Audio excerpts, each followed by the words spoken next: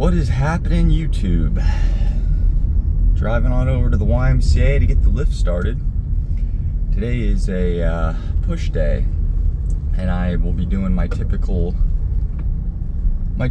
push day routine for the first day of the week, which is machine chest press and then overhead press after that, and then obviously dips and pec deck flies. I will say I woke up a little congested this morning.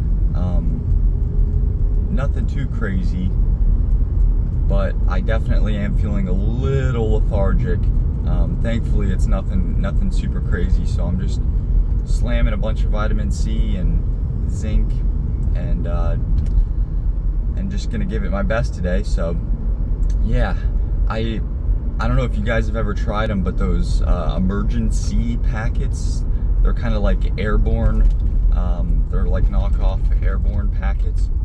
Those are pretty awesome. Whenever I feel like I'm getting a little something, I just take like one or two of those, and they've got like a ton of vitamin C, zinc, and a bunch of other vitamins in there, and I feel like those probably, whether or not it's just placebo or if it actually does anything, I have no idea, but those always seem to put me right as rain pretty quickly.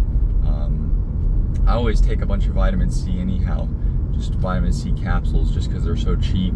Might as well add some extra in there. But yeah, that's my mindset. Whenever you're a little under the weather, don't stop the lift. I mean, even if you have a fever and you're like puking your guts up, obviously don't go lift. But if you're somewhat under the weather, a little congested, I feel like getting your heart rate up, getting the body temp up a little bit, honestly is gonna do nothing but help. So I totally am all for the lift, even if you're a little under the weather. So that's my opinion on lifting while you're sick. I don't think it's really all that complicated. If you can't give it good effort, obviously don't go in either. But still, go in and do your best you can on any given day, just like anything else, right? So I will say my feet got wet this morning. It just absolutely rained buckets just for like 5 minutes, which is just enough to absolutely drench your feet and your socks. So I was still home at that time, and I was able to swap my shoes out, but I'm gonna have to lift in my tennis shoes, which I'm not the biggest fan of any other shoe than what I've been wearing. I got these CrossFit Nanos.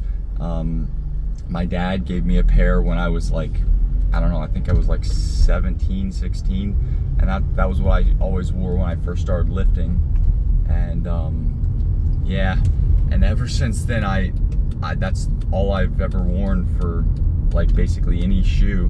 I've gone through like 3 or 4 pairs of them now at this point, just because they're such an awesome shoe. I think they have a slightly raised heel, but they're really flat and they're hard, so they're really good for lifting.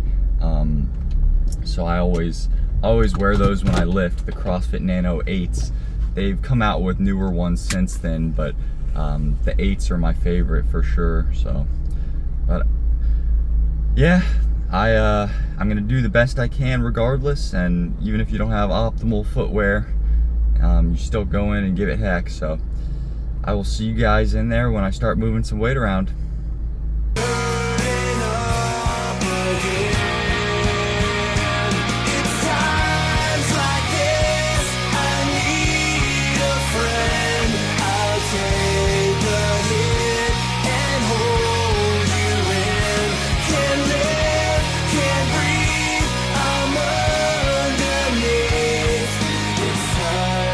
This, I need you here with me.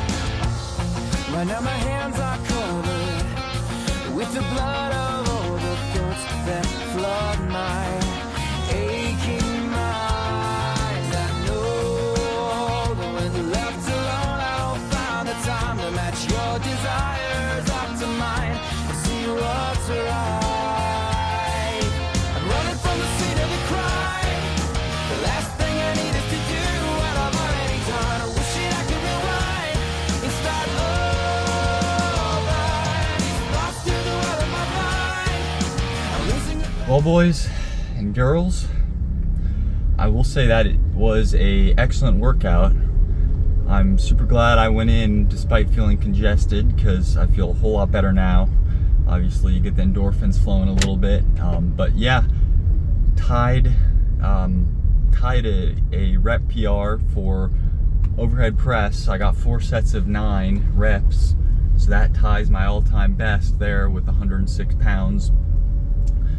And for chest press, I also got 2 sets of 9, and I will say my butt is coming off the pads still, so I am needing to tighten the form up a little bit on that, but I feel like I'm trying to focus on keeping it down. Like I pop off when I start the rep, and then I try to keep my butt planted as I finish it out, and that makes it so much more difficult. So trying to improve the form on that.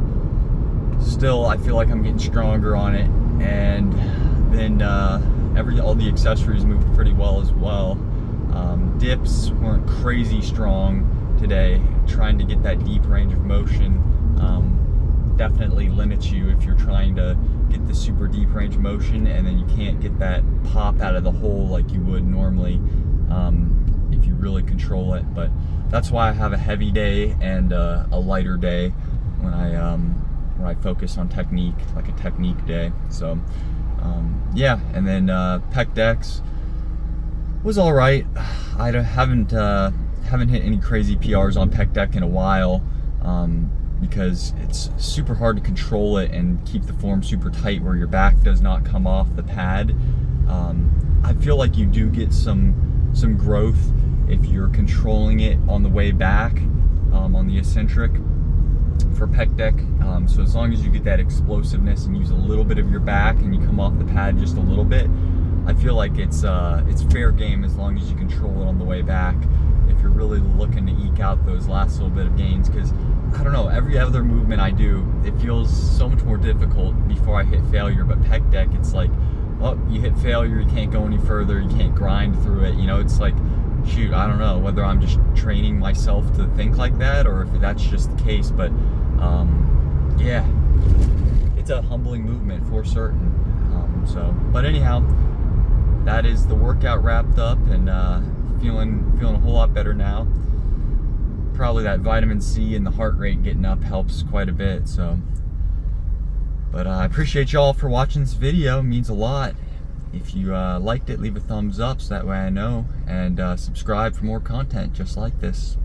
Until next time, later.